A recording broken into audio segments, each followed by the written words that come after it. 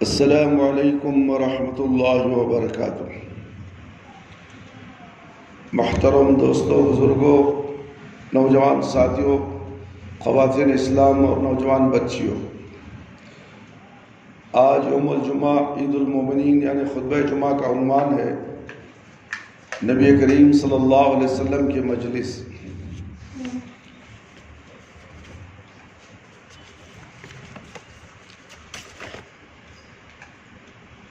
میرے بھائی، میرے دوست اور بزرگوں، ساتھیوں، دنیا کی گوناگوں الجھنیں، پریشانیاں، رنگینیاں، جھمیلے اور خرخشے بعض اوقات ذہن و قلب کو بری طرح متاثر کرتے ہیں اور آدمی قلب کے سکون اور ذہن کے اطمینان سے محروم ہو جاتا ہے۔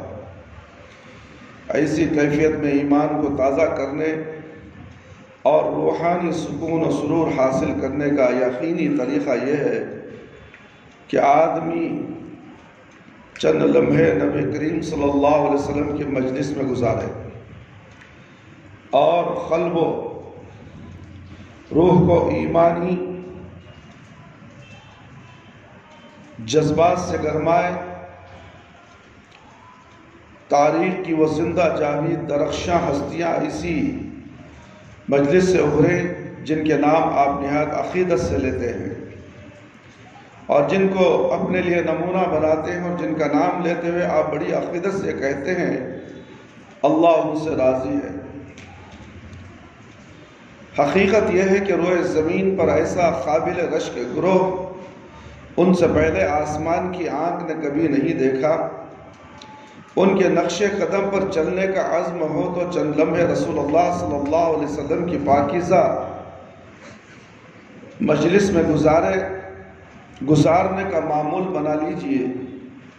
انسانی قافلے کی قابل رشک اور قابل عقیدت و محبت ہستیاں اس داعی، اسی معلم اور اسی ہادی برحق کی مجلس میں انہی کے زیر تربیت تیار ہوئی تھی، مگر اس نورانی مجلس سے فیضیاب وہی لوگ ہوتے ہیں اور ہو سکتے ہیں جو مجلس کا پورا ادب و احترام ملحوظ رکھیں، جو عقیدت و محبت کے جذبات سے سرشار ہو، جو اطاعت کی خالص نیت سے مجلس میں شریک ہوں۔ کچھ لوگ ایک دن رسول اللہ صلی اللہ علیہ وسلم کی مجلس میں حاضر ہوئے، انہوں نے ایک ایسی خاتون کی سفارش کرنی چاہیے جو چوری کے جرم میں پکڑی گئی تھی۔ رسول اللہ صلی اللہ علیہ وسلم نے اطمینان سے ان لوگوں کی بات سنی اور فرمایا،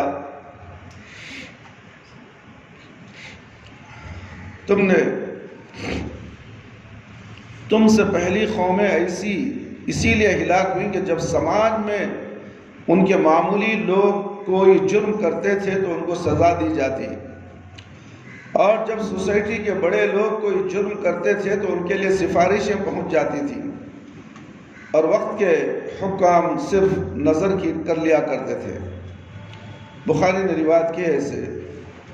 ایک بار ایک صحابی ام المومنین عائشہ رضی اللہ عنہا کی خدمت میں حاضر ہوئے اور عرض کیا، ام المومنین، نبی کریم صلی اللہ علیہ وسلم کی کوئی خصوصی بات آپ صلی اللہ علیہ وسلم نے دیکھی ہو تو بتائیے۔ تو عائشہ رضی اللہ عنہا، جنہیں رسول اللہ صلی اللہ علیہ وسلم کی مجلس سے فیضیابی کے سب سے زیادہ مواقع حاصل تھے، فرمایا آپ کی ہر بات ہی خاص تھی، کس بات کا تذکرہ کروں۔ ایک بار ایسا ہوا کہ اللہ کے رسول صلی اللہ علیہ وسلم میرے ہی یہاں تشریف فرما تھے کہ کچھ رات گزر چکی تھی، تو یکایک آپ اٹھے اور باہر نکل گئے۔ میرے دل میں طرح طرح کے خیالات آنے لگے۔ یہ خیال بھی آیا کہ آج تو میری باری ہے، نبی کریم صلی اللہ علیہ وسلم کسی اور جگہ کیوں جا رہے ہیں؟ قدر فکر من میں چھپے پیچھے روانہ ہو گئی۔ آپ صلی اللہ علیہ وسلم مسجد میں داخل ہوئے، کچھ دیر میں رکی رہی، پھر میں بھی اندر پہنچ گئی اور میں نے بڑی ہی رقت انگیز منظر دیکھا اور بے ساختہ میری زبان سے نکلا ہائے، بے ساختہ نکلا ہائے، اللہ میں کیا سوچ رہی تھی اور رسول اللہ صلی اللہ علیہ وسلم کس حالت میں ہے۔ اس وقت رسول اللہ صلی اللہ علیہ وسلم ایک عاجز بندے کی طرح دونوں ہاتھ بندھے اپنے رب کے حضور کھڑے ہیں اور زار و خطار رو رہے ہیں، ہچکی بندھی ہوئی ہے، آنسو بہ رہے ہیں، ریش مبارک تر ہو گئی ہے اور سینے تک آنسو آ رہے ہیں۔ پھر آپ صلی اللہ علیہ وسلم نے رکوع کیا، رکوع میں بھی اسی طرح روتے رہے، پھر سجدہ کیا، سجدے میں بھی روتے رہے، پھر سجدے سے اٹھے اور برابر کھڑے رہے۔ اسی طرح آپ کا رونا کم نہیں ہو رہا تھا، یہاں تک کہ سارے ستارے ڈوبنے لگے اور بلال رضی اللہ عنہ نے آ کر فجر کی اذان دی۔ نماز سے فارغ ہو کر جب آپ صلی اللہ علیہ وسلم اندر تشریف لائے تو میں نے دیکھا کہ آپ صلی اللہ علیہ وسلم کے دونوں پاؤں سوجے ہوئے ہیں اور پیروں کے انگوٹھے پھٹ گئے ہیں اور ان سے پانی رس رہا ہے۔ میں نے گلوگیر آواز میں کہا، یا رسول اللہ صلی اللہ علیہ وسلم، اللہ آپ صلی اللہ علیہ وسلم کو سلامت رکھے، آپ صلی اللہ علیہ وسلم کیوں اپنے کو ہلکان کر رہے ہیں؟ اللہ نے آپ صلی اللہ علیہ وسلم کی اگلی پچھلی سب لغزشیں معاف فرما دی ہیں، پھر آپ صلی اللہ علیہ وسلم اتنی مشقت کیوں اٹھا رہے ہیں؟ نبی کریم صلی اللہ علیہ وسلم نے فرمایا، عائشہ رضی اللہ عنہ، جب میرے رب کریم نے مجھ پر بے پایا کرم کیا ہے تو کیا میں اس کا شکر گزار بندہ نہ بنوں؟ عائشہ رضی اللہ عنہ میں ایسا کیوں نہ کروں جبکہ آج مجھ پر اللہ نے یہ آیت نازل فرمائی ہے۔ اور پھر آپ نے سورہ ال عمران کے آخری رکوع کی ابتدائی آیتیں سنائی۔ جابر بن سلیم ایک صحابی ہیں رضی اللہ عنہ، وہ نبی کریم صلی اللہ علیہ وسلم کی مجلس میں اپنی پہلی حاضری کا قصہ بیان فرماتے ہیں۔ میں نے دیکھا کہ مجلس میں ایک بزرگ بیٹھے ہیں جو کہتے ہیں سب لوگ اس کو بجا لاتے ہیں۔ میں نے معلوم کیا یہ بزرگ کون ہے، لوگوں نے بتایا میرے مجلس اللہ کے رسول صلی اللہ علیہ وسلم ہے۔ یہ سن کر میں نے کہا، اے اللہ کے رسول علیہ السلام، آپ پر سلام ہو۔ میں نے 2 مرتبہ کہا مگر آپ خاموش رہے، پھر ارشاد فرمایا علیہ السلام، نہ کہو یہ مردہ کا سلام ہے، السلام السلام علیکہ کہو۔ میں نے عرض کیا کہ آپ اللہ کے رسول ہیں؟ تو فرمایا ہاں میں اللہ کا رسول ہوں، جس کو تم تکلیف میں پکارتے ہو وہ اس تکلیف کو دور کر دیتا ہے، اور جس سے تم خوشحالی کے وقت بارش مانگتے ہو تو وہ زمین سے اگاتا ہے، اور وہ جس سے تم دعا کرتے ہو جب تم خالق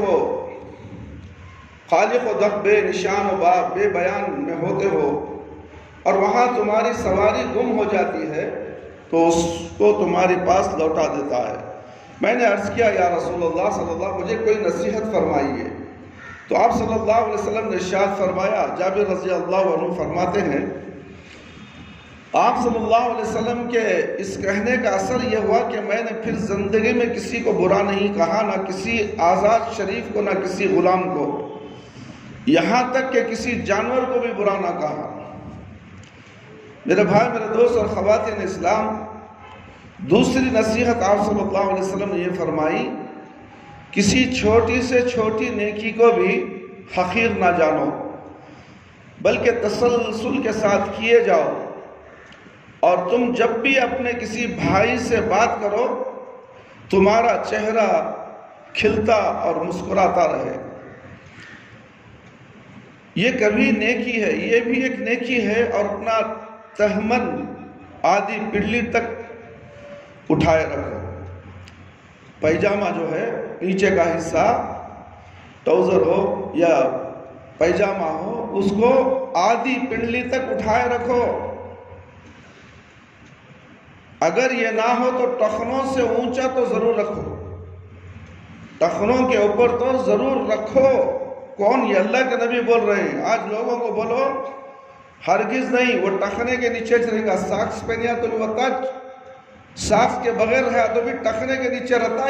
یہ کیسا ناہنجر انسان ہوگا، بار بار بولو اسے، اس کا پیجامہ تم دیکھو، چلتے پھرتے اٹھتے بیٹھتے نماز میں دیکھو، یہ کھامڑ کبھی اللہ کے نبی کی بات کی عزت تک نہیں دیتا۔ جو اللہ کے نبی کی بات نہیں مانتا وہ مومن ہو نہیں سکتا، مسلمان بھی نہیں ہو سکتا، اسلام سے خارج ہو جاتا ہے۔ انا للہ و انا الیہ راجعون۔ ہم اپنے ارد گرد دیکھتے ہیں کتنے نوجوانوں کو نماز میں آتے ہیں تو فوراً اوپر چڑھا لیتے ہیں۔ کیا یہ دھوکہ نہیں ہے اللہ کے نبی صلی اللہ علیہ وسلم کے ساتھ؟ مسجد میں ایک باہر جانے کے بعد ایک، سامنے منہ کے سامنے ایک پیچھے ایک، اس کو منافق کہا جاتا ہے۔ اس آدمی پر کبھی بھروسہ نہیں کیا جا سکتا۔ جو اللہ اور اللہ کے رسول کو دھوکہ دیتا ہے تو انسانوں کو کیا چھوڑے گا؟ نہیں چھوڑے گا۔ یہ بھی نیکی ہے، اور اپنا تہبند آدھی پنڈلی تک اٹھائے رکھو، اگر یہ نہ ہو تو ٹخنوں سے اونچا ضرور رکھو، اس لیے کہ تہبند نیچے تک لٹکانا گھمنڈی کی علامت ہے۔ یہ گھمنڈی کی علامت ہے، اللہ تعالیٰ غرور کو پسند نہیں کرتا۔ اور اگر تمہیں کوئی شخص گالی دے، تمہیں اس برائی سے آر دلائے جو تمہارے اندر واقع ہے، تو تم اس کی جو برائی جانتے ہو اس کو آر نہ دلاؤ کہ اس برائی کا وبال اس کی گردن پر ہوگا۔ سنن ابو داؤد کی روایت ہے میرے بھائی میرے دوست۔ ایک بار کچھ لوگ بیٹھے ہوئے تھے، نبی کریم صلی اللہ علیہ وسلم تشریف لائے اور مجلس میں بیٹھ گئے، جبکہ اس کے بعد آپ صلی اللہ علیہ وسلم نے حاضرین سے عجیب و غریب سوال کیا، کیا میں تمہیں بتاؤں کہ تم میں سب سے اچھا کون اور برا کون ہے؟ حاضرین چپ رہے۔ آپ صلی اللہ علیہ وسلم نے پھر یہی سوال دہرایا، سب خاموش ہے۔ تیسری بار آپ صلی اللہ علیہ وسلم نے یہی سوال کیا۔ ایک شخص بول اٹھا، جی ہاں یا رسول اللہ صلی اللہ علیہ وسلم، ضرور ارشاد فرمائیے۔ ارشاد فرمایا تو تم میں سے سب سے اچھا وہ ہے جس سے اچھائی کی امید کی جائے، اور جس سے لوگوں کو برائی کا اندیشہ نہ ہو، اور تم میں سب سے برا وہ ہے جس سے اچھائی کی امید نہ کی جائے، اور جس کی برائی سے کوئی مامون و محفوظ نہ ہو۔ ترمذی کی روایت ہے۔ ایک بار آپ صلی اللہ علیہ وسلم مجلس میں لوگوں سے پوچھا، تم میں سے کون مجھ سے 5 باتیں سیکھنا چاہتا ہے کہ خود بھی ان پر عمل کرے اور دوسروں کو بھی سکھائے کہ وہ ان پر عمل کریں؟ ابو ہریرہ رضی اللہ عنہ نے کہا، یا رسول اللہ صلی اللہ علیہ وسلم میں سیکھنا چاہتا ہوں۔ ابو ہریرہ رضی اللہ عنہ بیان کرتے ہیں کہ نبی کریم صلی اللہ علیہ وسلم نے میرا ہاتھ پکڑا، پھر 5 باتیں گن کر بتائیں۔ پہلا، گناہوں سے پرہیز کرو، گناہوں سے بچو، تم سب سے بڑے عبادت گزار ہو جاؤ گے۔ دوسرا، اللہ نے تم کو جو دیا ہے، اللہ نے تم کو جو دیا ہے اس پر راضی رہو تو سب سے بڑے دولت مند ہو جاؤ گے۔ تیسری بات، اپنے پڑوسی کے ساتھ احسان کرو تو مومن ہو جاؤ گے۔ چوتھا، دوسرے لوگوں کے لیے وہی چاہو جو اپنے لیے چاہتے ہو تو مسلمان ہو جاؤ گے۔ 5ویں بات، زیادہ نہ ہنسنا، زیادہ نہ ہنسا کرو، ہنسنے سے دل مردہ ہو جاتا ہے۔ جامع ترمذی کی روایت ہے میرے بھائی میرے دوست۔ یہ اللہ کے نبی صلی اللہ علیہ وسلم صحابہ اکرام کو اپنے مجلس میں ایسا بیان کرتے تھے، نصیحتیں کرتے تھے۔ آج کون نصیحت حاصل کرنا چاہتا ہے اور کون سننا چاہتا ہے؟ وعظ و نصیحت ہی سننا نہیں چاہتا، دنیا کے قصے کہانیاں سننے کے لیے تیار ہے، اسے وقت ہے، مگر پیارے نبی صلی اللہ علیہ وسلم کی نصیحتوں کو نظر انداز کر دیتا ہے۔ میرے بھائی میرے دوست، آپ صلی اللہ علیہ وسلم مسجد میں چند صحابہ اکرام کے ساتھ تشریف لائے۔ ایک بدوی آیا، اتفاق سے اس کو پیشاب کی ضرورت پیش آئی۔ وہ وہیں مسجد میں ایک طرف وہ بیٹھ کر اپنی ضرورت پوری کرنے لگا۔ مجلس کے لوگ یہ منظر دیکھ کر چاروں طرف سے اس کو مارنے کے لیے دوڑے، تو آپ صلی اللہ علیہ وسلم نے لوگوں کو روکا اور فرمایا، تم لوگ سختی کے لیے نہیں بلکہ نرمی کے لیے بھیجے گئے ہو۔ اس کے بعد اس بدوی کو بلا کر فرمایا، یہ عبادت کی جگہ ہے، یہ نجاست اور غلاظت کے لیے نہیں ہے، یہ اللہ تعالیٰ کے ذکر اور نماز اور قرآن کے لیے ہے۔ یہ قرآن پڑھنے کے لیے ہے، اور پھر مجلس کے شرکاء سے کہا اس پر پانی بہا دو، اس گندگی کو پانی کے ذریعے سے صاف کر دو۔ صحیح بخاری کی روایت ہے میرے بھائی میرے دوست، ایک بار حنظلہ رسدی رضی اللہ عنہ روتے ہوئے ابو بکر رضی اللہ عنہ کے پاس پہنچے۔ ابو بکر رضی اللہ عنہ نے پوچھا حنظلہ کیا بات ہے؟ بولے میں منافق ہو گیا ہوں، میں منافق ہو گیا ہوں۔ دیکھو نا، جب ہم رسول اللہ صلی اللہ علیہ وسلم کی مجلس میں ہوتے ہیں، ان کے سامنے ہوتے ہیں، اور آپ صلی اللہ علیہ وسلم جنت اور جہنم کا تذکرہ فرماتے ہیں، تو ایسے معلوم ہوتا ہے کہ گویا ہم اپنی آنکھوں سے جنت اور جہنم کو دیکھ رہے ہیں۔ لیکن جیسے ہی مجلس سے رسول اللہ صلی اللہ علیہ وسلم سے مجلس سے اٹھ کر اپنے گھر والوں میں اور دنیا کے دھندوں میں لگ جاتے ہیں تو سب کچھ بھول جاتے ہیں۔ آج یہی ہو رہا ہے، آج یہی ہو رہا ہے۔ جمعہ کے دن آئیں گے، آخری وقت میں تھوڑا سا بیان سن کے واہ وہ بہت اچھا بولے، جانے کے بعد ان کو نہیں معلوم کیا بولے، کیوں بولے، کیسا بولے، جاننا بھی نہیں چاہتے، دیکھنا بھی نہیں چاہتے، اس لیے کہ فرصت نہیں ہے میرے بھائی میرے دوست۔ لوگ دنیا کے دھندوں میں پھنس چکے ہیں۔ کسی عالم کے بعد کوئی نصیحت کرتا تو سامنے سنتے ہیں، مسجد کی جیلچ ختم رکھے روڈ پہ گئے، دنیا یاد آ جاتی ہے، دنیا کے کام یاد آ جاتے ہیں، جو وعدہ کیا رہتا ہے وہ وعدہ بھول جاتا ہے۔ جو علم حاصل کرنے کا ہو، نصیحت حاصل کرنے کا ہو، عمل کرنے کا ہو، یہ تمام چیزیں فوراً بھلا دی جاتی ہیں۔ کیا ایسا شخص منافق نہیں ہوگا؟ اپنے گھر والوں میں اور دنیا کے دھندوں میں لگ جاتے ہیں تو سب کچھ بھول جاتے ہیں۔ ابو بکر رضی اللہ عنہ یہ سنا تو ان پر بھی ایک کیفیت طاری ہو گئی اور بولے یہ حالت تو میری بھی ہوتی ہے۔ دونوں بزرگ یہ فکر لیے ہوئے رسول اللہ صلی اللہ علیہ وسلم کی خدمت میں حاضر ہوئے اور ساری سرگزشت سنائی، نبی کریم صلی اللہ علیہ وسلم کی یہ روادات سنی اور فرمایا اگر یہ حالت ہمیشہ بدستور قائم رہے تو فرشتے تم سے تمہاری مجلس میں مصافحہ کرنے لگیں۔ یہ حالت تو کبھی کبھی ہوتی ہے۔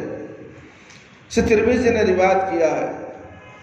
ابو ہریرہ رضی اللہ عنہ کا بیان ہے کہ ایک شخص رسول اللہ صلی اللہ علیہ وسلم کی مجلس میں حاضر ہوا اور بولا یا رسول اللہ میرے کچھ رشتہ دار ہیں، میں تو ان کے ساتھ ملتا ہوں مگر وہ نہیں ملتے، کٹتے ہیں، میں بھلائی کرتا ہوں برائی کرتے ہیں، وہ میرے ساتھ جہالت پر اتر آتے ہیں اور میں تحمل اور برداشت سے کام لیتا ہوں۔ رسول اللہ صلی اللہ علیہ وسلم نے اس شخص کی بات سنتے رہے، پھر فرمایا اگر واقعی ایسا ہی ہے جیسا کہ تم کہتے ہو، تم ان کے منہ میں گرم گرم راکھ بھرتے ہو، اور جب تک تم اس روش پر قائم رہو گے اللہ کی طرف سے تمہاری مدد ہوتی رہے گی۔ یہ مسلم کی روایت ہے۔ جو ہم سے رشتہ توڑنا چاہتا ہے، ہمارے رشتہ داروں کی بات ہے میرے بھائی، قریبی رشتہ دار ہیں، ہم ملنا چاہتے ہیں، ملتے بھی ہیں، وہ کبھی ملنے نہیں آتے، ہم بات کرنا چاہتے ہیں تو بات کرتے ہیں مگر وہ کبھی ہو کر ہمارے سے بات نہیں کرتے، کبھی ہمارے ساتھ معاملات نہیں کرتے، ہمارے کسی اچھے کام میں ہمیں ساتھ نہیں دیتے۔ تو اس طریقے کا معاملہ اگر ہوتا رہے تو وہ شخص جو رشتے کو کاٹتا ہے اس کے منہ میں گرم گرم راکھ ڈالنے کے برابر ہے۔ میرے بھائی میرے دوست اور خواتین اسلام، ایک بار رسول صلی اللہ علیہ وسلم کی مجلس میں یہودیوں کی ایک جماعت آئی اور رسول اللہ صلی اللہ علیہ وسلم کو مخاطب کر کے کہا السلام علیکم، تم کو موت آئے۔ عائشہ رضی اللہ عنہ سمجھ گئی اور جواب میں فرمایا وعلیکم السلام ولعنت، یعنی تم پر موت ہو اور تم پر لعنت ہو۔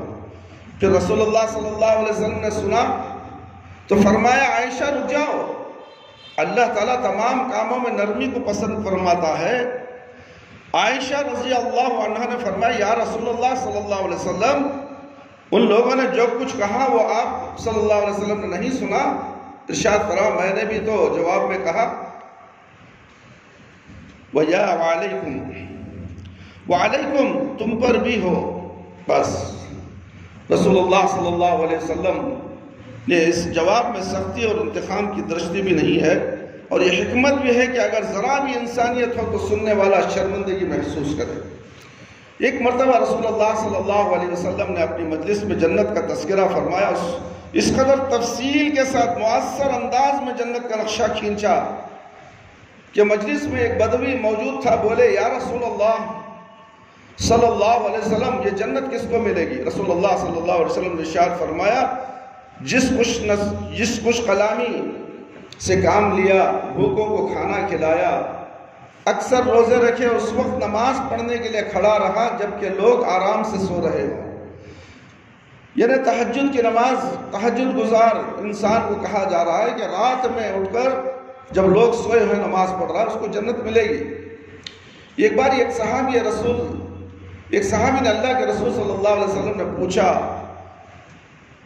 اگر کوئی یہ پسند کرے کہ اس کے کپڑے اچھے نفیس ہوں، سلیقے کے ہوں، اس کا جوتا بھی عمدہ اور خوبصورت ہو، تو کیا یہ بھی غرور ہے، تکبر ہے؟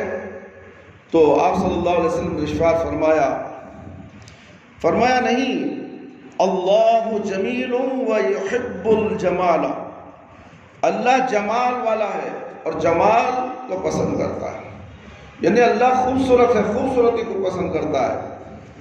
اسی لیے دیکھا جاتا ہے کہ لوگوں کو اس کے حلیے سے، اس کے کپڑے سے، اور نیچے دیکھتے ہیں کہ اس کا جوتا کیسا ہے، یہ سلیقے والا انسان ہے یا نہیں۔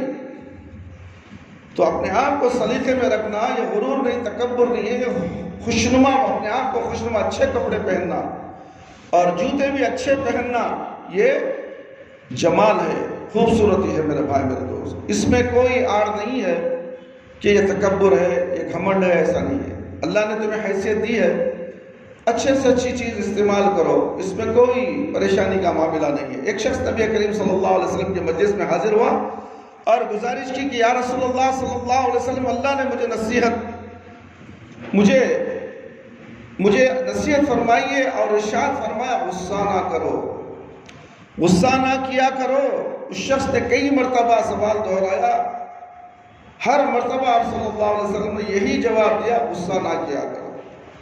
غصہ انسان کو برباد کر دیتا ہے میرے بھائی میرے دوست۔ غصے سے انسان شیطان بن جاتا ہے، غصہ شیطان کی طرف سے آتا ہے، اسی لیے کہا جاتا ہے کہ غصہ نہ کرو، صبر سے سنو سامنے والے کی بات۔ ایک بار ایک مجلس میں آپ صلی اللہ علیہ وسلم لوگوں سے سوال کیا، تم لوگ پہلوان کس کو سمجھتے ہو؟ لوگوں نے جواب دیا، پہلوان وہ ہے جس کو لوگ کشتی میں نہ پچھاڑ سکے۔ فرمایا نہیں، پہلوان وہ ہے جو غصے کی حالت میں اپنے آپ پر قابو رکھے۔ یہ صحیح مسلم کی روایت ہے۔ صحابہ رضی اللہ عنہ کی ایک جمعیت کے ساتھ نبی کریم صلی اللہ علیہ وسلم کہیں تشریف لے جا رہے تھے، راہ میں ایک یہودی قرض خواہ نے اپنے قرض کا مطالبہ کیا۔ آپ صلی اللہ علیہ وسلم نے فرمایا، بھائی مدینے پہنچنے پر سب سے پہلے تمہارا قرض ادا کروں گا، اب راستے میں کہاں سے قرض دیں گے؟ تو اللہ کے نبی صلی اللہ علیہ وسلم اس قرض خواہ سے کہہ رہے ہیں کہ میں مدینہ پہنچتے ہی آپ کا قرض لوٹا دوں گا۔ وہ بولا، جی نہیں، میں تو اپنا قرض لیے بغیر یہاں سے نہیں ہٹوں گا، یہاں سے نہیں ٹلوں گا۔ آپ صلی اللہ علیہ وسلم وہیں بیٹھ گئے۔ صحابہ کرام رضی اللہ عنہم جو رسول اللہ صلی اللہ علیہ وسلم کے ہمراہ تھے، اس یہودی کی گستاخی اور سخت روی پر افروختہ ہو گئے، اس کو کچھ سخت کہنا چاہا، مگر اللہ کے رسول صلی اللہ علیہ وسلم نے منع فرمایا اور یہودی سے کہا، اب میں یہیں تیرے ساتھ بیٹھوں گا۔ ظہر کی نماز آپ صلی اللہ علیہ وسلم نے وہیں ادا فرمائی، عصر کی وہیں ادا فرمائی۔ رات کی تاریکی چھا گئی تو آپ صلی اللہ علیہ وسلم نے قرض خواہ یہودی سے کہا، بھائی شہر جانے دو، سب سے پہلے تمہارا ہی قرض ادا کروں گا، مگر وہ نہ مانا۔ آپ صلی اللہ علیہ وسلم برابر تحمل اور بردباری سے کام لیتے رہے، کسی ناگواری کا اظہار کیے بغیر رات وہیں گزار دی۔ فجر کی نماز بھی وہیں ادا کی۔ صحابہ رضی اللہ عنہ جز و بز ہوتے رہے اور رسول اللہ صلی اللہ علیہ وسلم سے کہا، یا رسول اللہ صلی اللہ علیہ وسلم، ایک یہودی نے آپ صلی اللہ علیہ وسلم کو روک کر رکھا ہے۔ آپ صلی اللہ علیہ وسلم نے فرمایا ہاں ایک یہودی نے روک رکھا ہے، اس لیے کہ اللہ تعالیٰ نے مجھے روک دیا ہے کہ میں کسی پر کوئی زیادتی نہ کروں، کسی پر کوئی زیادتی کروں۔ دھوپ نکل آئی، دوسرا دن شروع ہو گیا، دیکھو صبر کتنا ہے۔ یہودی نے یہ سب کچھ دیکھا تو کہا یا رسول اللہ صلی اللہ علیہ وسلم، اللہ میرے ماں باپ آپ پر قربان، مجھے کلمہ پڑھا کر دائرہ اسلام میں داخل کیجیے اور اپنے وفاداروں میں شامل فرمائیے۔ یا رسول اللہ میں اپنا آدھا مال اللہ کی راہ میں صدقہ کر دوں گا۔ میں نے گستاخانہ انداز صرف اس لیے اختیار کیا کہ میں نے تو تورات میں نئی خاتم المرسلین کے جو اوصاف پڑھے تھے ان کا تجربہ کروں۔ تورات پڑھنے کے بعد اس میں ان کے اوصاف کو پڑھا تھا، اس کے اوصاف کا امتحان لے رہا ہے نبی کریم صلی اللہ علیہ وسلم۔ اللہ اکبر۔ تو اس میں وہ کامیاب ہو گیا اور اسلام میں داخل ہو گیا۔ تو میرے بھائی میرے دوست، بولنے کا مقصد یہ ہے کہ غصے کو پی جاؤ۔ کسی حالت میں بھی غصہ آتا ہے، شیطان کی طرف سے آتا ہے، اچھے اچھوں کو برگلا دیتا ہے میرے بھائی میرے دوست۔ یہاں نبی صلی اللہ علیہ وسلم کے ساتھ بھی اسی طرح کا واقعہ پیش آیا تو آپ نے بڑے ہمت کے ساتھ، صبر و استقامت کے ساتھ اس یہودی کے ساتھ دوسرا دن گزار دیا ایک ہی جگہ پر، وہیں نمازیں پڑھی۔ کیا ہم ایسا ہوا تو نماز پڑھتے ہیں اس جگہ پر؟ ہمیں وقت ملے تو بھی نماز نہیں پڑھتے، سفر میں بھی ہے تو پڑھ لیں گے، بعد میں بات دیکھا جائے گا۔ نماز کی بڑی اہمیت آئی ہے میرے بھائی میرے دوست۔ جو نماز چھوڑتا ہے وہ اسلام میں داخل نہیں ہے، اسلام سے باہر ہو چکا ہے۔ تو پھر یہاں نبی کریم صلی اللہ علیہ وسلم کی نصیحتوں میں یہ بات ہمیں معلوم ہو رہی ہے کہ نماز کے وقت نماز پڑھو۔ ظہر کا وقت آیا تو نماز پڑھا، عصر کے وقت آیا تو نماز پڑھے، مغرب آیا تو نماز پڑھے۔ بلکہ سفر میں تھے، وہیں تھے، جھگڑا ہوا تھا، یہودی خرس کا مطالبہ کر رہا تھا، مگر اللہ کے نبی صلی اللہ علیہ وسلم صبر کے ساتھ نمازوں کو پابندی سے ادا کرتے رہے۔ اور یہ نمونہ اللہ کے نبی صلی اللہ علیہ وسلم کا اسوہ حسنہ دیکھنے کے بعد اس یہودی نے کہا کہ واقعی آپ امت مسلمہ کے رہنما ہیں، اس لیے میں آپ سے گزارش کرتا ہوں کہ آپ مجھے کلمہ پڑھائیں اور میں اسلام میں داخل ہونا چاہتا ہوں۔ اس نے کلمہ پڑھا اور اسلام میں داخل ہو گیا، اور پھر اپنا مال بھی آدھا اللہ کی راہ میں خرچ کرنے کا وعدہ بھی کر دیا۔ اللہ اکبر۔ یہ صدقہ بہت اہم چیز ہے میرے بھائی میرے دوست۔ ہم صدقہ دینے کے لیے قطرہ دیں گے، ہمارے جوب کے پیسے کم ہو جائیں گے، میری تنخواہ میں سے کم ہو جائیں گے۔ تنخواہ آئے گی، حساب و کتاب رہے گا تنخواہ آنے کے بعد۔ یہ تنخواہ کا بھکاری ہے، یہ تنخواہ کرنے والا، نوکری کرنے والا، غلام کرنے والا کبھی صدقہ خیرات نہیں کر سکتا، یاد رکھو۔ اسی لیے اللہ کے نبی صلی اللہ علیہ وسلم نے کہا خود کا کوئی کاروبار کرو یا کچھ تجارت کر لو۔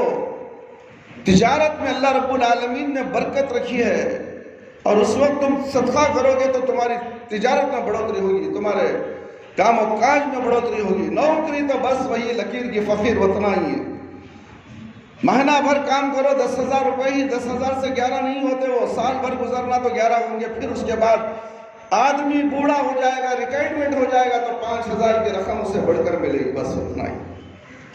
پوری زندگی اس کمپنی لے کے کھپا دے گا، جب بڑھاپا آئے گا تو پریشان رہے گا، کیا کروں، کچھ کروں تو کر نہیں سکتا، مال و دولت نہیں ہے، پیسہ نہیں ہے، انسان پریشان ہوتا ہے میرے بھائی میرے دوست۔ ملک یمامہ کا ایک رئیس سمامہ رضی اللہ ابن ارسال اسلام کا اور محمد صلی اللہ علیہ وسلم کا سخت دشمن تھا۔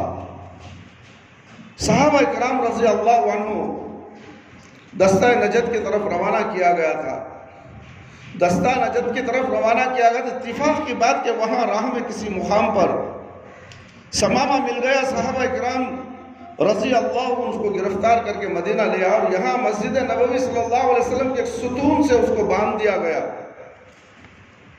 نبی کریم صلی اللہ علیہ وسلم نماز کے لیے مسجد میں آئے تو سمامہ کو ستون سے باندھا ہوا دیکھا، پوچھا ثمامہ تمہارے ساتھ کیا برتاؤ ہونا چاہیے؟ ثمامہ نے کہا محمد صلی اللہ علیہ وسلم اگر آپ مجھے قتل کریں گے تو یہ ایک ایسے شخص کو قتل کریں گے جو خونی مجرم ہے، اگر آپ مجھے معاف فرمائیں گے تو یہ آپ کا احسان ایک ایسے شخص پر ہوگا جو احسان شناس ہے، اور اگر آپ کو مال درکار ہے تو آپ ارشاد فرمائیں مال پیش کر دیا جائے گا۔ ثمامہ کی بات سن کر آپ صلی اللہ علیہ وسلم آگے بڑھ گئے اور اس کو اسی حالت میں چھوڑ گئے۔ دوسرے دن پھر یہی گفتگو ہوئی، آپ صلی اللہ علیہ وسلم تشریف لائے۔ تیسرے روز پھر اسی قسم کی بات چیت ہوئی۔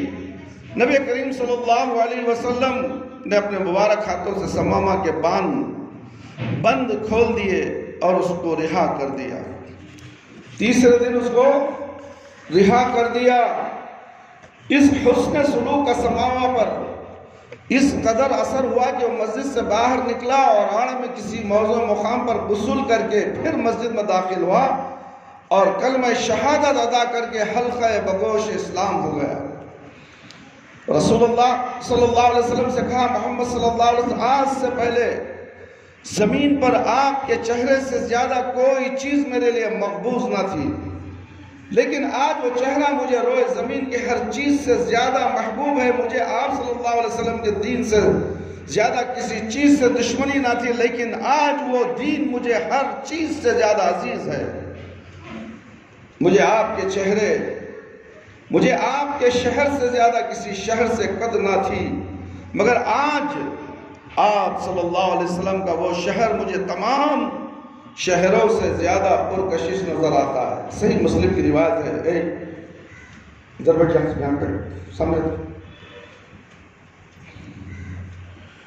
میرے بھائی، میرے دوست اور خواتین اسلام، نبی کریم صلی اللہ علیہ وسلم مجلس میں تشریف فرما ہے۔ ایک صحابی رسول صلی اللہ علیہ وسلم داخل ہوئے اور اپنی چادر میں ایک چڑیا اور اس کے بچوں کو لیے ہوئے کہتے ہیں اے اللہ کے رسول صلی اللہ علیہ وسلم، میں ایک جھاڑی میں سے ان بچوں کو اٹھایا اور اپنے کپڑے میں رکھ کر لیا تو اس کی ماں میرے سر پر منڈلانے لگی۔ میں نے بچوں کے اوپر سے کپڑا ذرا سا سرکایا تو بچوں کی ماں اپنے بچوں پر آ کر گر پڑی۔ نبی کریم صلی اللہ علیہ وسلم نے فرمایا کیا تم بچوں کے ساتھ ماں کی اس محبت پر تعجب ہے؟ بچوں سے ہر ماں محبت کرتی ہے، کیا اس محبت پر تمہیں تعجب ہے؟ قسم ہے اس ہستی کی جس نے مجھے حق کے ساتھ بھیجا ہے، جس قدر محبت اس ماں کو اپنے بچوں کے ساتھ ہے، اللہ تعالیٰ کو اپنے بندوں کے ساتھ اس سے کہیں زیادہ محبت ہے۔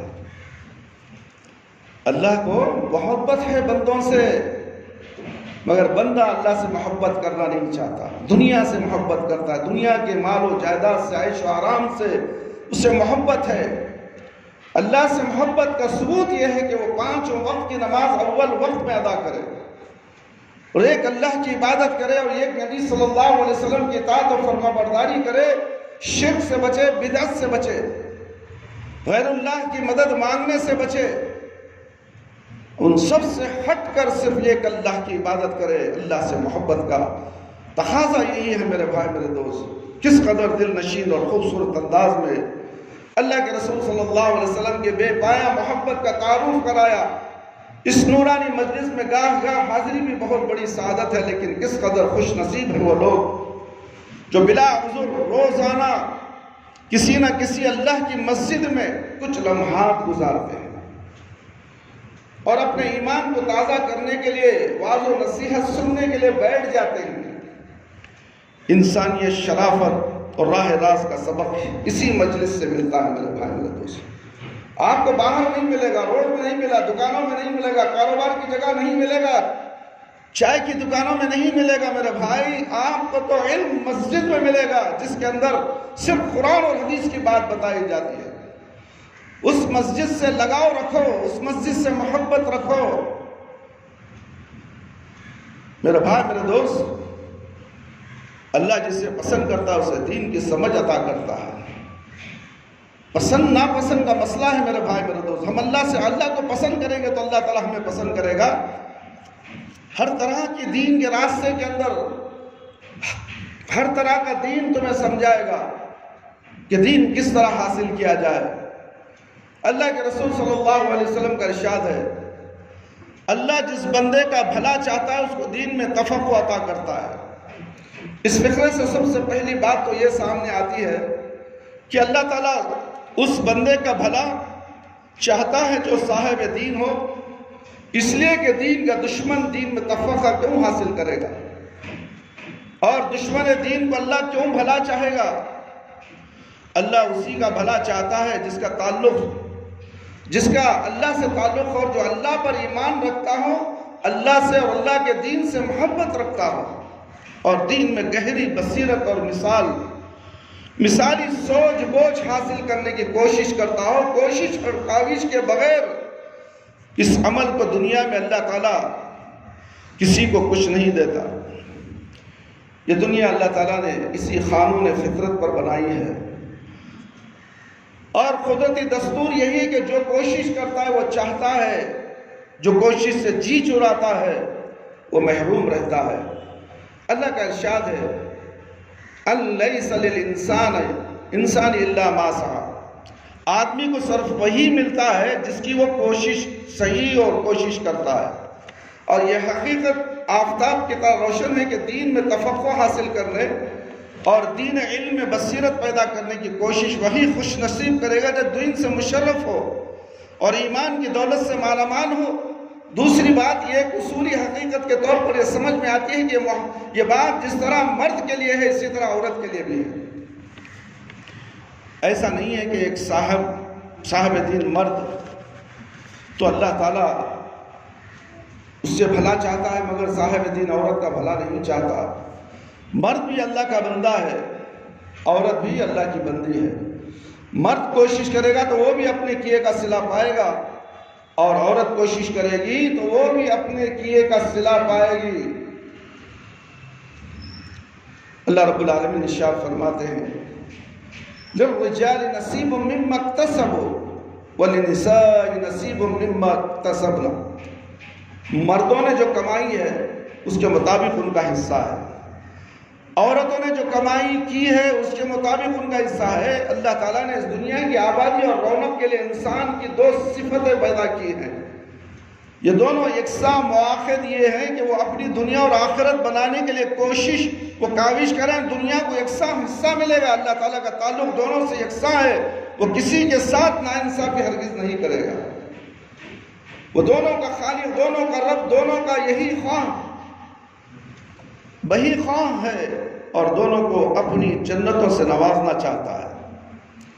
اس نے دونوں کے لیے یکساں ہدایت کا سامان کیا، دونوں کے لیے جنت کو سنوارا ہے، اور دونوں کے لیے اس کا ارگاہ حیات میں صحیح اور جدوجہد اور اعمال صالحہ کے یکساں مواقع رکھے ہیں، ان میں سے جس کا بھی اللہ بھلا چاہتا ہے اس کو تفقہ فی الدین کی نعمت سے نوازتا ہے۔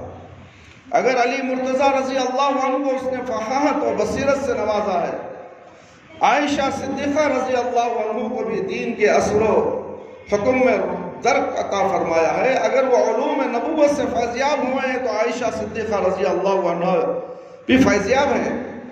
اللہ تعالیٰ نے عائشہ رضی اللہ عنہ کو فہم دین، اجتہاد فکر، استنباط مسائل، حفظ و ضبط، واقعات و دانش و بینش و دریات، اصابت رائے، تفقہ فی الدین، احکام دین کے اسرار و رموز کو سمجھنے اور پانے کی غیر معمولی صلاحیتوں سے نوازا ہے۔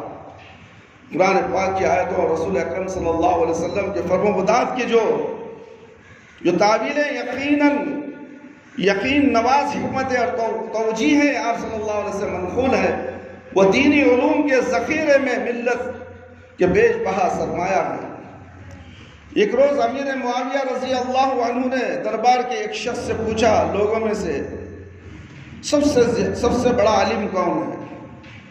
اور درباری نے جواب دیا، امیر المومنین آپ ہیں۔ امیر معاویہ رضی اللہ عنہ نے کہا، میں تمہیں قسم دیتا ہوں سچ سچ بتاؤ۔ یہ سن کر درباری نے کہا، امیر المومنین اگر یہ بات ہے تو سنیے، سب سے زیادہ علم والی عائشہ صدیقہ رضی اللہ عنہ ہے۔ ابو موسیٰ اشعری رضی اللہ عنہ کی ایک روایت جامع ترمذی میں منقول ہے، ہم صحابہ رضی اللہ عنہ کو کوئی ایسی مجلس، ایسی مشکل بات کبھی پیش نہیں آئی جس کے بارے میں ہم نے عائشہ رضی اللہ عنہا سے پوچھا ہو اور ان کے پاس اس کے متعلق ہم نے معلومات اور جواب نہ پایا ہو۔ یہ ترمذی کی روایت ہے میرے بھائی۔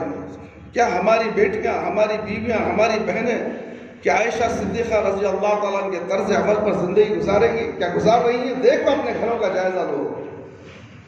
ہماری بیٹیوں کو ہم عیسائیوں کے کالجوں میں پڑھاتے ہیں، جو ملے جلے کالج ہیں جہاں پر لڑکا اور لڑکی ملتے ہیں، اختلاط ہوتا ہے، ویسی کالجوں میں پڑھاتے ہیں، اور پھر وہ جب کالج سے باہر آتے تو باہر گپ شپ مارتے ہیں، اور گھر کو لیٹ آتے تو کہتے ہیں کہ آج ایکسٹرا کلاس تھی۔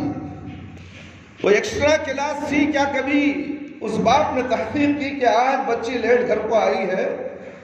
کیا اسکول میں ایکسٹرا کلاس لیا گیا؟ تحقیق کرنے کی ضرورت نہیں ہے میرے بھائی، اس لیے کہ دین سے واقف نہیں ہے۔ لڑکی جائے جہاں جائے منہ مارے، اس کی تربیت کا خیال ماں باپ کو نہیں ہے۔ پھر یہ عورت کی شادی ہوگی، پھر شادی کے بعد کیا ہوگا انجام؟ چند دن ہنسی خوشی کے گزریں گے، اس کے بعد پھر تناؤ پیدا ہوگا، یہاں تک کہ طلاق یا خلا ہو جائے گا۔ اکثر ایسی شادیاں لاکھوں کروڑوں روپے خرچ کیے جاتے ہیں، اس کے بعد طلاق کا نمونہ سامنے پیش آتا ہے۔ ایسے شادیوں کو ہم نے اپنی آنکھوں سے دیکھا ہے، 1 سال، 1.5 سال، 2 مہینے، 3 مہینے، اس کے بعد طلاق ہو گئی، کروڑوں کے روپے خرچ کر دیے۔ اللہ اکبر۔ نہ لڑکا سیرت زدہ ہے نہ لڑکی سیرت زدہ ہے، دونوں بھی گھامڑ، جاہل، دین سے ناواقف، اور گھر والے بھی ناواقف۔ کرے تو کریں کیا؟ ایسی جگہ شیطان کا بسیرا ہوتا ہے، شیطان فوراً داخل ہوتا ہے، میاں بیوی میں لڑواتا ہے۔ میرے بھائی میرے دوست، یہ واقعہ تو آپ کو معلوم ہے کہ شیطان ابلیس سب سے زیادہ خوش اس شیطان سے ہوتا ہے جو اپنے میاں بیوی میں تعلقات کو بگاڑ دے، وہی شیطان شاباشی کا حقدار بنتا ہے۔ ہم خود اس کا موقع دیتے ہیں میرے بھائی میرے دوست اور خواتین اسلام۔ نبی کریم صلی اللہ علیہ وسلم نے ایک موقع پر فرمایا، آدھا دین اس حمیر سرخ و سفید سے پوچھو۔ احادیث کے ذخیرے کا مطالعہ کیجئے تو عائشہ رضی اللہ عنہ کے تفقہ فی الدین، اجتہاد و بصیرت و دین کے اسرار و حکم میں مہارت سے متعلق بہت کچھ ملے گا۔ میرے بھائی میرے دوست، تیسری بات اس فقرے میں قابل غور یہ ہے کہ تفقہ کے بارے میں رسول اللہ صلی اللہ علیہ وسلم نے اس قدر غیر معمولی انداز کیوں اختیار فرمایا؟ تفقہ کا مفہوم کیا ہے؟ اس کا معنی کیا ہے؟ اس کا مطلب کیا ہے؟ تفقہ کے معنی، تفقہ کے معنی ہے سوچ بوجھ۔ دین میں سوچ بوجھ کے معنی یہ ہے کہ آدمی دین کی حکمتوں کو سمجھتا ہو، دین کے منشا اور مراد پر اس کی نظر ہو، دین کا مزاج شناس ہو، حالات کی نبض پر اس کی انگلی ہو، اور وہ حالات سے اور زمانے کے تقاضوں کو سمجھ کر دین کے احکام اور اصول کو منطبق کرنے کی صلاحیت رکھتا ہو، محض اندھا مخلد نہ ہو، بلکہ شعور و بصیرت رکھتا ہو اور دانش و بے نشے کام لے کر شعور کے ساتھ دینی احکام پر عمل پیرا ہو، ایسا ہی شخص حقیقت میں صاحب دین ہے۔ دین کی معرفت رکھتا ہو، دین کے حقائق و معرف اس پر روشن ہے، اور وہ احکام دین کی غرض و غایت اور دین کی تعلیمات اور حصول ہدایت کی روح اور مزاج کو سمجھتا ہے، اور وہ یہ بھی جانتا ہے کہ زندگی وہی زندگی ہے جو اللہ کی اطاعت و بندگی اور روئے زمین پر اللہ کی مرضی پوری کرنے میں گزارے۔ اس کے بغیر جو لوگ زندگی گزار رہے ہیں وہ دراصل زندگی کی حقیقت و سعادت اور زندگی کی لذت سے کامرانی سے محروم ہیں۔ اسی لیے اللہ کے رسول صلی اللہ علیہ وسلم نے تفقہ فی الدین کو اللہ کی سب سے بڑی نعمت قرار دیا۔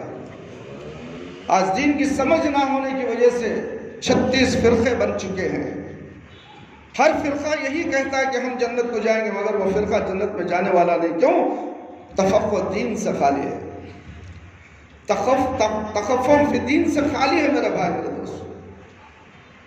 دین کا سمجھنا ضروری ہے، جانچنا ضروری ہے، ورنہ اندھے بن کر، بہرے بن کر، گونگے بن کر جو بولا وہ بولا سب صحیح ہے چلے جاؤ گے، نہیں، یہ دین نہیں ہے میرے بھائی۔ اسی لیے اللہ کے رسول صلی اللہ علیہ وسلم نے تفقہ فی الدین کو اللہ کی سب سے بڑی نعمت قرار دیا اور بتایا کہ جس بندے کو اللہ کی اس نعمت عظمہ سے سرفراز پاؤ، سمجھ لو کہ اللہ تعالیٰ نے اس کے ساتھ بھلائی کا ارادہ رکھتا ہے، اس پر اپنا خصوصی فضل فرمایا ہے، اور اس کو تفقہ و بصیرت دینی جوہر سے نواز کر ساری بھلائیوں کا دروازہ اس پر کھول دیا ہے۔ اللہ اکبر۔ عبادت و ریاضت، اخلاق و معاملات، افکار و فطریات، حسنات و اعمال و صالحہ، ان میں سے ہر چیز کی قدر و قیمت کا انحصار تفقہ یعنی فہم دین، بصیرت اور دینی دانش و بینش پر ہے۔ عبداللہ بن عمر رضی اللہ عنہ سے روایت ہے، بیہقی نے نقل کی ہے، عبداللہ بن عمر رضی اللہ عنہ سے روایت ہے کہ رسول اکرم صلی اللہ علیہ وسلم نے فرمایا ایک شخص نماز بھی پڑھتا ہے، روزہ بھی رکھتا ہے، زکوٰۃ بھی عطا کرتا ہے، حج و عمرہ بھی کرتا ہے، یہاں تک کہ آپ صلی اللہ علیہ وسلم نے ہر قسم کی بھلائیاں اور نیکیوں کا ذکر کیا، مگر قیامت کے روز اس کو صلہ اس کی سوچ بوجھ کے مطابق ہی دیا جائے گا۔ تفقہ اور فہم دین کی حیثیت اور اہمیت کو سمجھنے کے باب میں یہ حدیث اس لائق ہے کہ ہما وقت پیش نظر رکھی جائے۔ اصل بات یہ ہے کہ دین میں تفقہ، دین کا فہم اور دین کی روح اور مزاج سے واقف ہی اس کی بدولت آدمی دین کے منشا کو پورا کر سکے گا، عبادت اور اعمال صالحہ کے تقاضوں کو سمجھے گا اور یہ خیال رکھے گا کہ عبادت دراصل اس کے لیے ہے اور زندگی میں کسی طرح کے ہماگیر انقلاب کی متقاضی ہے۔ ایسے شخص کی زندگی میں تضاد، دو رنگی، عدم توازن، بدعملی آپ ہرگز نہ پا سکیں گے۔ وہ عبادت اور حسنات اور ارکان اور ظاہری آداب پورے کرنے پر ہی قوت نہیں لگائے گا، بلکہ سمجھنے کی کوشش بھی کرے گا کہ اللہ نے کس عبادت کو فرض کیوں کیا ہے، کیا مقصد پیش نظر ہے، کس نیکی کے حکم سے اللہ بند قدوس کن برائیوں سے میری زندگی کو پاک کرنا چاہتا ہے اور کن بھلائیوں سے آراستہ دیکھنا چاہتا ہے۔ ایک فقیہ دین کی زندگی پوری کی پوری اللہ کے رنگ میں رنگی ہوئی ہوگی۔ ایسا نہ ہوگا کہ وہ زکوٰۃ کو ادا کرتا ہو، 2.5% نکالنے پر تو بہت زور دیتا ہے، اس معاملے میں بڑی جز رسی سے کام لیتا ہو، لیکن رشتہ داروں کا حق ادا کرنے میں کوتاہ کار ہو، رشتہ داروں کا حق ادا کرنے میں کوتاہ کار ہو، حج کرنے کا تو اہتمام ہو، نہ صرف فرض حج کا اہتمام بلکہ نفلی حجوں کا بھی اہتمام ہو، لیکن بہن اور بیٹی کی میراث ادا کرنے میں تعویلیں کرتا ہو اور اس کی نظر اللہ کے بتائے ہوئے احکام کو ظاہری طور پر پورا کرنے ہی نہیں ہوگی بلکہ دین کی روح اور غرض و غایت پر ہوتی ہے۔ ایسا نہیں ہو سکتا کہ وہ نماز باجماعت تو 5 وقت بڑی پابندی سے ادا کرتا ہو، لیکن اس کے پڑوسی اس کے شر سے ہر وقت پناہ مانگتے ہیں۔ نمازی ہے، پڑوس والے پناہ مانگتے ہیں۔ اس کی عبادت، اس کے حسنات سے اس کی پوری زندگی اور زندگی کا ہر پہلو آراستہ ہوگا، بحیثیت مجموعی پوری زندگی میں دلکشی اور رعنائی ہوگی، ہر معاملے میں اس پر بھروسہ کیا جا سکتا ہے۔ کیا جائے گا دھوکہ دہی، زیادتی یا بدخواہی کا اندیشہ اس سے ہرگز نہ ہوگا۔ ابو ہریرہ رضی اللہ عنہ سے روایت ہے، رسول اللہ صلی اللہ علیہ وسلم نے فرمایا، میں نے ابو القاسم صلی اللہ علیہ وسلم سے سنا، آپ صلی اللہ علیہ وسلم فرماتے تھے تم لوگوں میں اسلام میں وہ لوگ سب سے بہترین ہیں جو اخلاق میں سب سے بہترین ہیں، جبکہ وہ دین کی سوچ بوجھ رکھتے ہو۔ ظاہر یہاں اخلاق سے مراد برتاؤ، سلوک اور معاشرت اور معاملات کے وہ جملہ پہلو ہیں جن میں ایک شخص کا دوسرے شخص سے رابطہ و تعلق ہوتا ہے۔ اس سارے پہلو میں ایک شخص اسلام کا نمونہ اور ترجمان اسی وقت ہو سکتا ہے جب وہ اللہ کے احکام کے ظاہر ڈھانچے کو جز رسی کے ساتھ سنوارنے اور ادا کرنے ہی پر نظر نہ رکھتا ہو، بلکہ دین کی منشا اور غرض و غایت کو پورا کرنے اللہ کی مرضی کے سانچے میں خود کو ڈھالنے کی کوشش کرتا ہو، اور اس کا نام تفقہ فی دین ہے۔ تفقہ فی دین اور گہری بصیرت کا ایک پہلو یہ بھی ہے کہ ایسا انسان خود کو اپنی ازلی دشمن کی سازشوں سے بھی محفوظ رکھ سکے گا، جن سازشوں کو پھیلانے اور انسانوں کو شکار دشمن کی ان سازشوں سے محفوظ رکھ سکے گا، جن سازشوں کو پھیلانے اور انسانوں کو شکار کرنے میں وہ انتہائی ذہانت اور زبردست مکاری کے ساتھ ہمہ وقت سرگرم و مصروف رہے۔ نبی کریم صلی اللہ علیہ وسلم نے فرمایا اللہ کے بندے کے لیے دین میں تفقہ اور سمجھ حاصل کرنے سے بڑھ کر فضیلت کی کوئی بات دوسری نہیں ہو سکتی۔ دین میں ایک سوچ سمجھ رکھنے والا شیطان پر ہزاروں عابدوں سے زیادہ بھاری ہے۔ ہر چیز کی ایک بنیاد ہوتی ہے میرے بھائی میرے دوست، اور اس دین اسلام کی بنیاد تفقہ ہے۔ اس حدیث سے معلوم ہوا کہ دین کی اندھا دھن پیروی اور محض ظاہری ڈھانچے کی پاسداری دین میں مطلوب نہیں ہے، بلکہ مطلوب یہ ہے کہ آدمی سوچ بوجھ سے کام لے، شعور اور بصیرت کے ساتھ احکام دین کی پیروی کرے اور اللہ کی تعلیمات کی روح و منشا کو سمجھ کر اس کو پورا کرنے کی کوشش کرے۔ بنیاد کے بغیر عمارت کا وجود نہیں ہوتا، اگر ہوتا ہے تو متزلزل اور قطعاً ناپائیدار ہوتا ہے۔ اگر اسلام کی عمارت تعمیر کرنا ہے تو اس کی بنیاد تفقہ اور دین سے ہو۔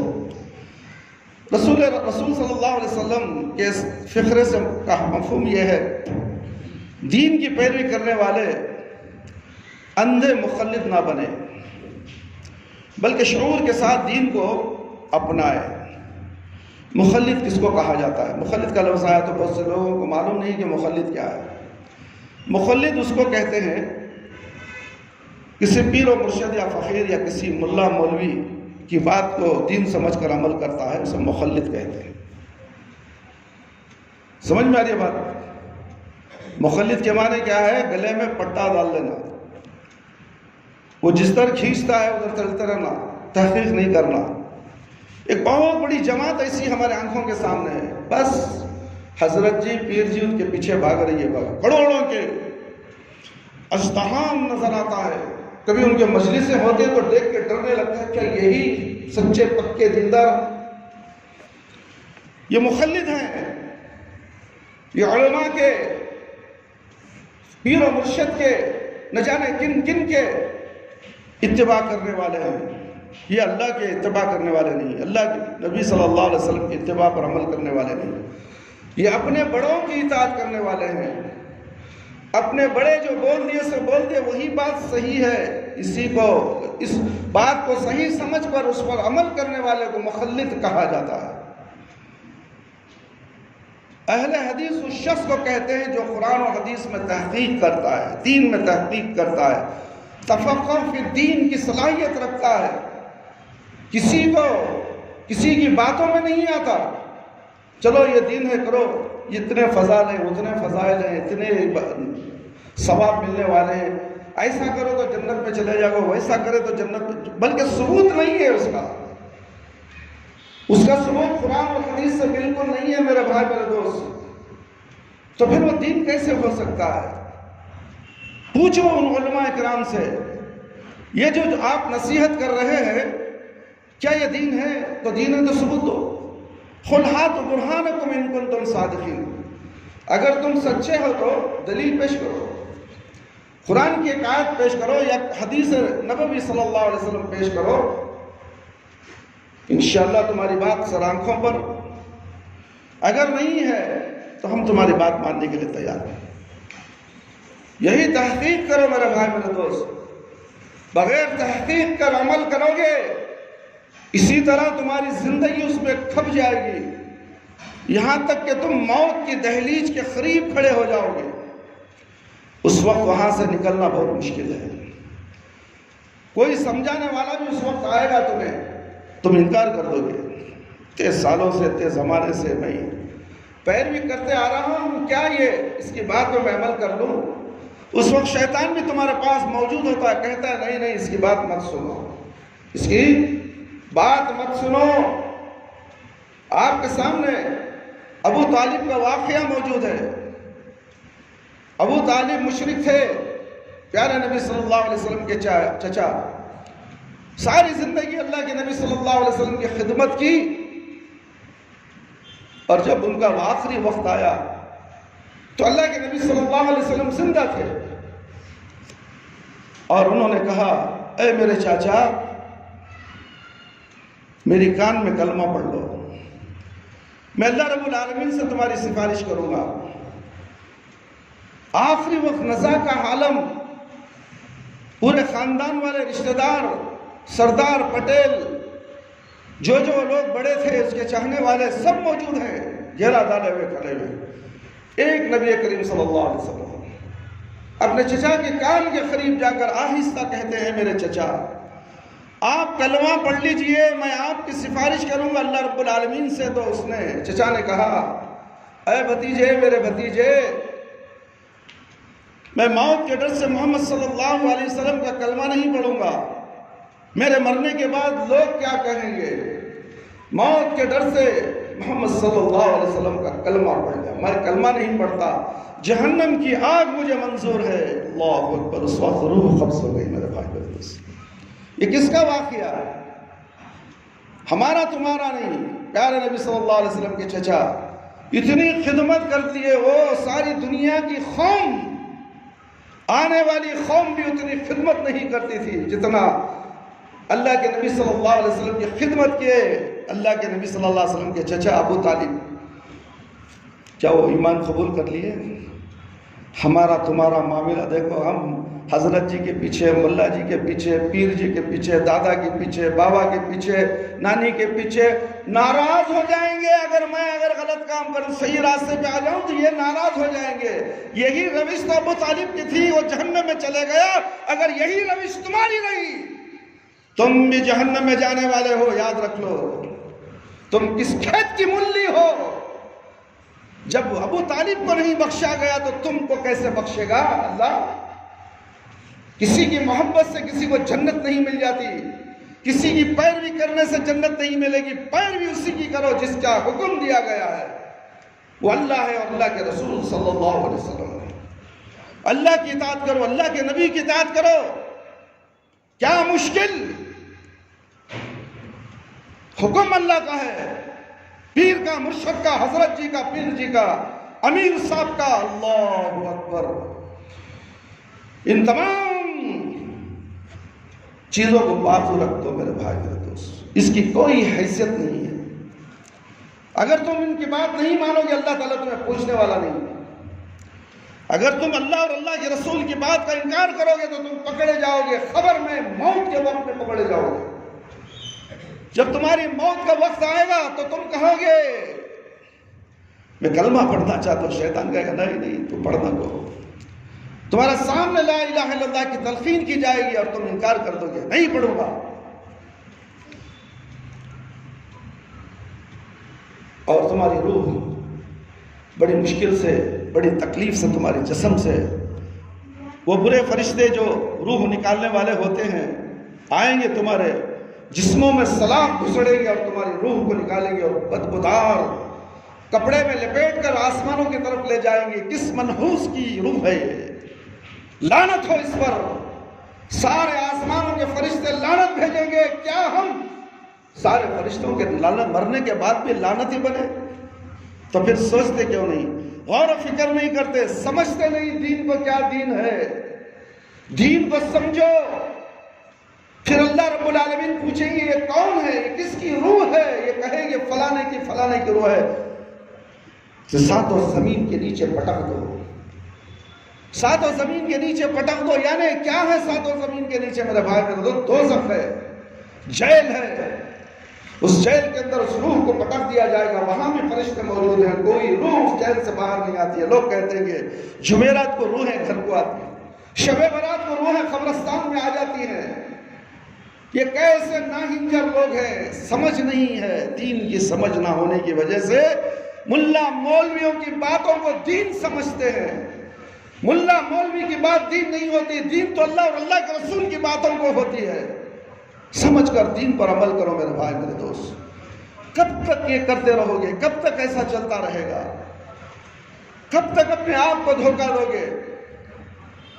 تمہارے ہاتھوں میں کلاڑی ہے، تم خود اپنے پیروں میں مار رہے ہو اور تمہیں احساس تک نہیں۔ کیسے کیسے واقعات دنیا میں رونما ہو رہے ہیں، ہم دیکھ کر آنکھ بند کر لیتے ہیں۔ ہزاروں کی میزائلیں فلسطین میں گر گئی، ترکی کے اندر اتنا خطرناک زلزلہ آیا، پھر بھی ہمیں ہوش نہیں۔ معصوم بچے شہید ہو گئے، پھر بھی ہمیں ہوش نہیں۔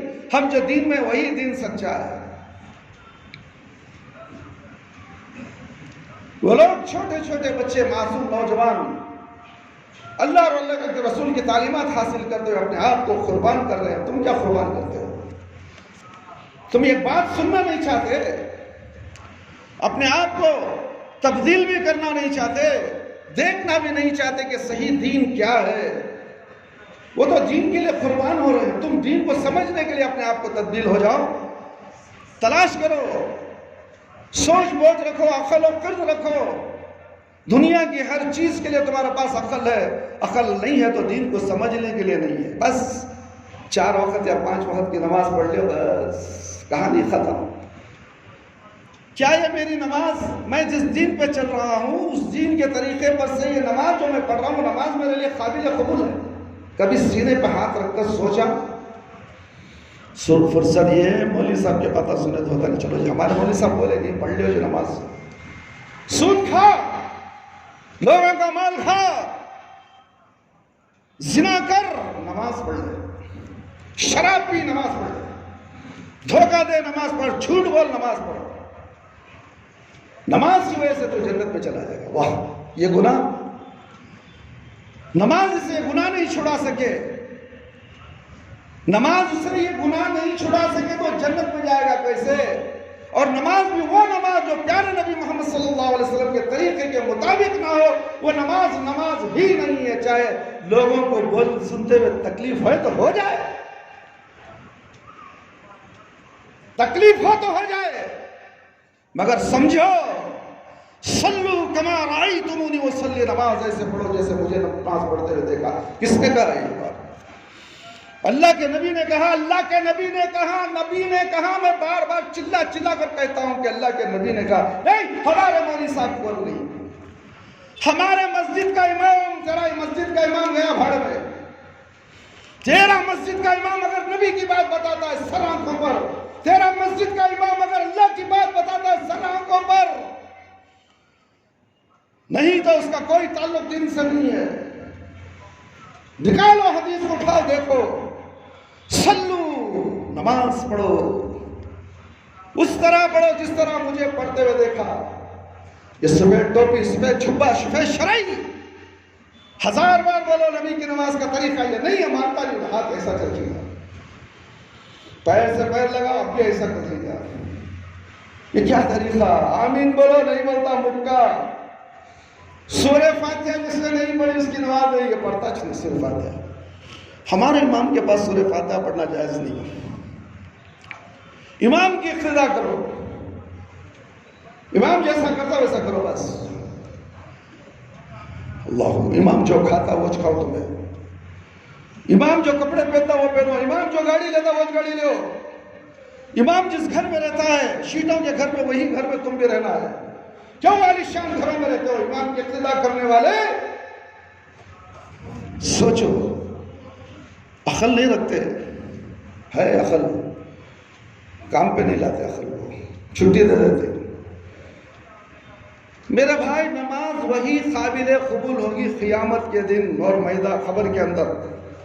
اسی لیے کہا گیا ہے الصلاۃ نور، الصلاۃ نور، نماز روشنی روشنی ہے۔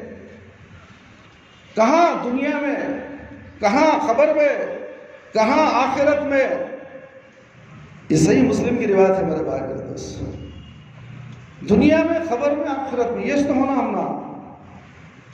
دنیا میں روشنی، نماز میں پڑھ رہی، دین کی روشنی نہیں ملی، مر کے خبر میں جاؤ گے، سانپ اور بچھو، جہنم کا گڑھا تمہاری آنکھوں کے سامنے ہوگا۔ کیوں؟ نماز قبول نہیں ہوئی تمہاری، تمہیں وہاں سب کچھ نظر آنے لگے گا، اور پھر میدان حشر میں کھڑو گے، وہاں بھی روشنی نہیں۔ کیوں تم نے نماز کو کسی ملا کی جاگیر سمجھ بیٹھا؟ تم نے نماز کا طریقہ سمجھایا کس نے؟ اللہ نے. کسے سمجھایا؟ جبرائیل علیہ السلام کو.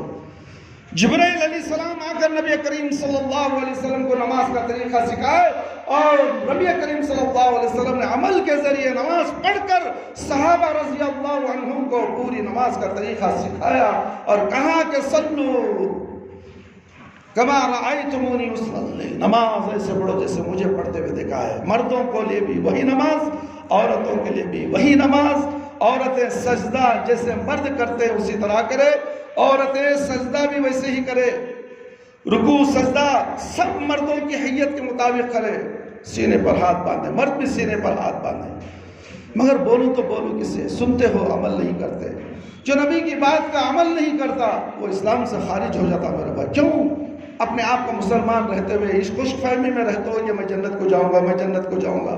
یہ رٹ لگائے ہوئے دل میں بیٹھے ہو. موت کب کس وقت آنے والی نہیں معلوم. اچانک موت آئے گی، تمہیں دنیا سے نکلو گے اور تمہارے سامنے موت کا فرشتہ بھیانک آ کر کھڑ جائے تو ارے میں تو نمازی تھا نا، ایک نماز بھی چھوڑے نہیں بھائی، یہ کون سا فرشتہ گئے؟ اس وقت سوچنے سے کیا فائدہ؟ سوچو اس وقت، اب سوچو، اس مسجد سے جانے کے بعد سوچو، ابھی سوچو. اگر کوئی اختلاف ہے، کوئی سمجھ میں نہیں آ رہا ہے تو مہربانی فرما کر میرے پاس آؤ. میں صحیح دین کیا ہے تمہیں سمجھاؤں گا، ہر طرح سے تمہیں سمجھانے کی کوشش کروں گا. اگر میری غلطی ہے تو آپ اگر سمجھتے ہیں تو مجھے سمجھانے کی کوشش کرو. تمہاری بات صحیح ہے تو میں لینے کے لیے تیار ہوں. مجھے ثبوت ہونا ہے قرآن سے اور حدیث سے.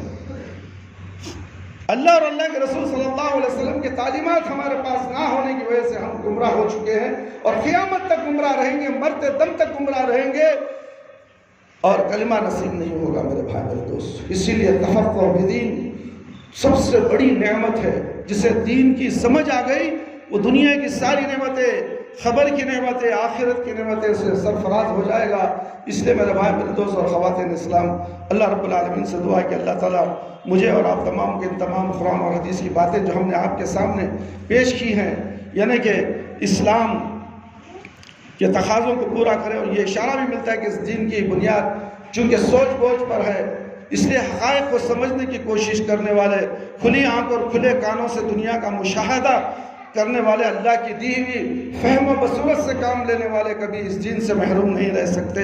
اگر انسان عقل و خرد سے کام لے، باپ دادا کی اندھی تخلیق کا مریض نہ ہو، جانبداری اور تعصب کے زنگ سے اس کا فہم زنگ آلود نہ ہو، اور وہ دل سے حق کی تلاش کا خواہش مند ہو، تو وہ ضرور اس حق کو قبول کرے گا، اس لیے کہ اس کی بنیاد ہی سوچ بوجھ اور دانش و خرد پر ہے. اس لیے سوچ سمجھ کر دین پر عمل کیجئے. معلوم نہیں ہے تو تحقیق کر کر جان کر علم حاصل کیجئے.